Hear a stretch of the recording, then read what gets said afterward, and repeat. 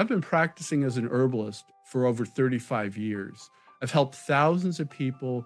I've learned so much. And the person I've learned the most from is myself. And today I want to tell you the story of how I started getting abdominal symptoms and thought I had another Crohn's flare up, and I hadn't had a Crohn's flare up for 30 years. In 2021, I was doing research into epidemics and treatments to hopefully discover something that could be useful for people that got COVID-19 infection. And unfortunately, I started having irritable bowel syndrome symptoms. I started having stabbing pain, and I started having abdominal bloating. And so I thought, I've had irritable bowel syndrome symptoms the last 50 years, I said, oh, well, I know how to treat this. So I started my usual herbs and supplements, and things got better. And then after a few weeks, the supplements and herbs weren't working so good. So I decided to follow my own medicine and change what I was eating. I found out that if I started eating anything with dairy products, like even homemade yogurt, I'd have abdominal pain. Many carbohydrates gave me abdominal pain. So I started to really watch what I was eating, especially avoiding carbohydrates and sweets that cause bloating and cramping, and continued to take my herbs and supplements, and things were fine for a while. And then even the herbs, supplements, and dietary changes weren't working very well. And I thought, oh my God, do I have Crohn's disease again? So bottom line was, I was 19, I almost died of Crohn's disease. And that was after a 10-day hospitalization. And because Western medicine didn't help me, the drugs were actually making me quite sick, I decided I'd have to figure out my own treatments. So for the past 40 or 50 years, I've been researching herbs and supplements and alternative healing. And so I thought, wow, maybe I'm going to have to bring out the big guns and use the special herbs for Crohn's disease. But unfortunately, I didn't have all the symptoms of Crohn's disease. I had a lot of abdominal pain, but I wasn't running a fever. I would characterize the pain as being more achy and bloating rather than sharp and stabbing pain that was going to drive me into the emergency room. And so I sort of existed like this for several more weeks. And then I had to add one more piece into the puzzle. And that is what's always worked for me in the past, since I was a young man having abdominal pain, is hot baths. So I started to get in the hot bath. And then as long as I watched very carefully what I ate now, I had to be even more strict with what I ate. Well, then one day, pain was, I was supposed to watch a basketball game with a friend, and the pain was just unbearable.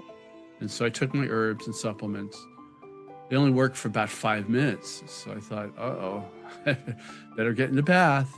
So I got in the hot bath, and the water was just perfect. I was like, ah, no pain. Oh, I'm so happy. And that lasted for about 5 minutes. And then the pain started coming back. And I go, well, I'll just add some more hot water and surely I'll be out of pain. So I added more hot water, and the pain started coming back. And then even when I added more hot water the third time, there was no relief. So I dried myself off and put some clothes on and sat on the stairs where I do my best thinking. I go, I'm just racked with abdominal pain. I have nausea. I feel like I'm going to vomit half the time. But it was really the pain that was really getting to me. It felt like a grater was being grated all over my intestines. And I thought, my God, is this what cancer feels like? And so I got fully dressed and I drove to the urgent clinic and waited about an hour. And again, this was during the pandemic, so I had to wait for the doctor in my car. And finally, they gave me a text and said, the doctor's ready to see you. And I saw the doctor. He performed very cursory tests, asked me a few questions, and said, you need to go to the emergency room right now. And I said, well, right now? You can't do anything? He said, there's very little we can do for you for abdominal pain. You really need to go to the emergency room. He actually said, I work in the emergency room, and in my best judgment, you need to go to the emergency room.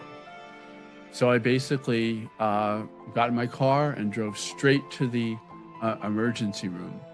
And the pain just kept getting worse and worse as I was waiting in an ER bay.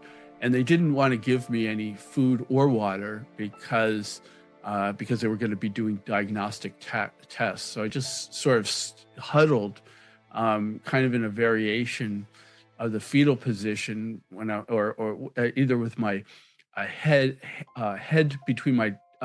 between my knees if I was sitting, or in the fetal position if I was lying down. And it was very cold, even though they bring me heated blankets. And so finally, they were able to wheeled me into an ultrasound or CAT scan. I was really dazed at this point. I was a lot of pain. I was probably running a fever.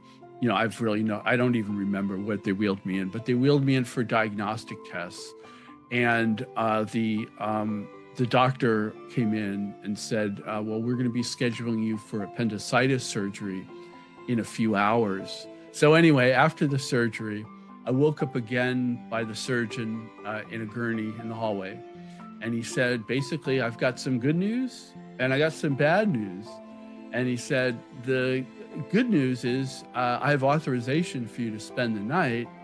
And the bad news is we don't know what's going on. There's just so much inflammation in your gut. We couldn't do the operation. So we opened you up and we found all this inflammation and we closed you up. So he said, we're going to have to do the second way we treat appendicitis, the second method for treating appendicitis. I go, what's the second method? He goes, it's to use antibiotics for appendicitis. And I go, that's kind of weird. You do surgery first, and if that doesn't work, then you do appendicitis, and then you do antibiotics? And he goes, yeah, that's right. So I spent about 5 days in the hospital, and they finally sent me home. And the experience of my illness and the hospitalization took belongings and emergency contact information on hand, ready to face any challenge that might arise. Let me just say this. Never take our health granted and always be prepared for the unexpected. And finally, never leave home for the hospital without your cell phone, your tablet, and all your chargers.